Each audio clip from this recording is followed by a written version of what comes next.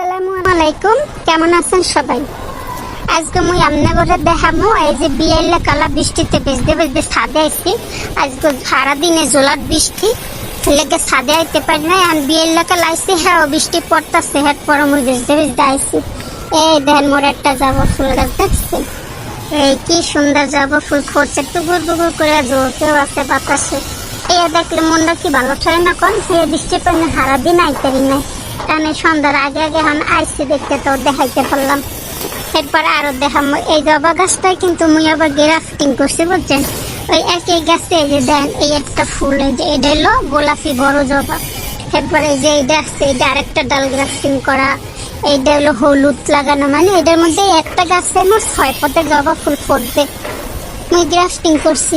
এরপরে আরো আছে কি দেখেন, এটার গোড়ার মধ্যে বাস্কেট বাইন দেখি যে মরিয়া যায় ছোট ছোট চারা।